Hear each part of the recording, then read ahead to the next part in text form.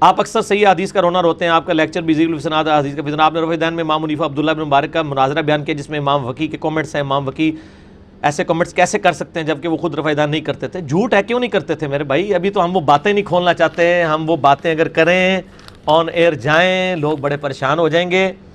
ہم ویسے تو بڑا فخریہ کہتے ہیں کہ عبداللہ ابن مبارک امام حنیفہ کے شاگرد تھے، لیکن وہ شاگرد پہلے تھے، بعد میں امام حنیفہ کو چھوڑ گئے تھے، سخت ان کے مخالف تھے مرتے دم تک. سفیان ثوری مرتے دم تک امام حنیفہ کے مخالف تھے، ٹھیک ہے، اور بڑے سخت سخت کامنٹس انہوں نے امام حنیفہ کے بارے میں کیے ہیں. میں وہ آن ایئر نہیں کرنا چاہتا، میں صرف اشارتاً بات کر رہا ہوں. یہ اپنے علماء سے پوچھ لے کہ ان اماموں نے امام حنیفہ کے بارے میں کیا کامنٹس کیے ہیں. ایک حصہ میں نے بیان کیا تھا، المصنف ابن ابی شیبہ کا آخری باب ہے کتاب الرد علی ابی حنیفہ. اس باب کا عنوان ہے یہ ابو حنیفہ پر رد ہے جن معاملات میں اس نے رسول اللہ کی مخالفت کی. انہوں نے یہ نہیں چیپٹر باندھا کہ جس معاملے میں ان تک حدیثیں نہیں پہنچے تھی، بلکہ ڈائریکٹ اٹیک کیا. مسئلہ 197 میرا ریکارڈڈ ہے، اس میں میں نے چیزیں بیان کی ہیں، لہٰذا یہ معاملات بالکل غلط ہیں، اس طریقے سے نہیں ہے. عطا ابن ابی رباح امام حنیفہ کے استاد ہیں، اس لیول کے استاد ہیں کہ امام ابو حنیفہ کہتے ہیں میں نے روئے عرض پہ عطا ابن ابی رباح سے افضل شخص کوئی نہیں دیکھا. تاریخ بغداد میں صحیح سند کے ساتھ ہے یہ. اسی لیے میں کہتا ہوں کہ امام حنیفہ تبع تابعی تھے، کیونکہ عطا بن ابی رباح جو ہیں وہ تابعی تھے. اگر انہوں نے کسی صحابی کو دیکھا ہوتا تو وہ اس صحابی کا نام لیتے ہیں، صحابی تو بہرحال تابعی سے افضل ہوتا ہے. اب عطا بن ابی رباح جو ہیں رفع الیدین کرتے ہیں، رفع الیدین کی ساری حدیثیں ان سے ہیں. وہ جو سنن کبری البیہقی میں ہے روایت کہ عطا ابن ابی رباح کو کسی نے نماز میں رفع الیدین کرتے ہوئے دیکھا، رکوع میں جاتے وقت اور رکوع سے اٹھتے وقت، اور کہا کہ یہ آپ کام کیوں کرتے ہیں؟ کیونکہ اس زمانے میں کچھ لوگ چھوڑ گئے تھے. میں نے بتایا تابعین نے سستی کی وجہ سے رفع الیدین چھوڑ دیا تھا بعض نے. تو عطا ابن ابی رباح نے کہا کہ میں نے عبداللہ ابن زبیر کو اسی طریقے سے نماز پڑھتے ہوئے دیکھا، اور میں نے ان سے بھی یہ سوال کیا تھا کہ آپ رکوع میں جاتے وقت اور رکوع سے اٹھتے وقت رفع الیدین کیوں کرتے ہیں؟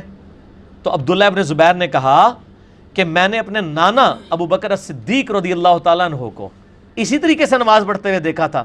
تو میں نے ان سے پوچھا کہ آپ ایسے نماز کیوں پڑھتے ہیں؟ تو انہوں نے کہا میں نے نبی علیہ السلام کو اس طریقے سے نماز پڑھتے ہوئے دیکھا. یہ پوری چین عطا ابن ابی رباح سے تو جڑتی ہے. یہ حنفیوں کے گاٹے بھی فٹ ہوتی ہے اور اہل حدیث کے بھی. کیوں؟ عبداللہ ابن زبیر ہاتھ چھوڑ کے نماز پڑھتے تھے.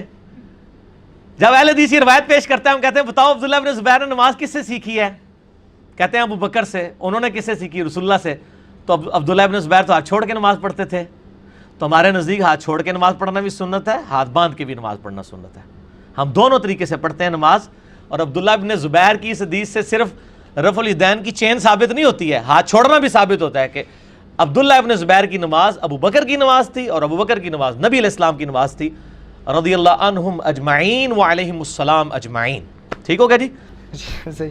اچھا، آپ نے محمد بن حسن شیبانی کو امام مالک کا شاگرد قرار دیا اور امام ابو حنیفہ کو امام محمد کا شاگرد، جبکہ نہیں، امام محمد کا شاگرد نہیں میں نے قرار دیا تھا. میں نے یہ کہا تھا کہ جب وہ موطا لکھ کے آئے تھے، یہ صحیح سند سے ثابت ہے، تو انہوں نے کہا تھا جو تم نے امام مالک سے روایتیں لکھی ہیں مجھے بھی لکھوانا.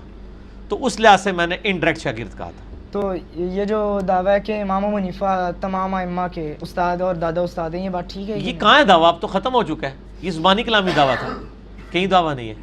یہ تو اسی طرح کا دعویٰ تھا کہ ان کی کوئی بیٹی تھی جس کا نام حنیفہ تھا. تو یہ تو جھوٹے دعوے ہیں، کوئی نہیں، اس کی کوئی حقیقت نہیں ہے. کہاں سے استاد ہیں؟ صحیح.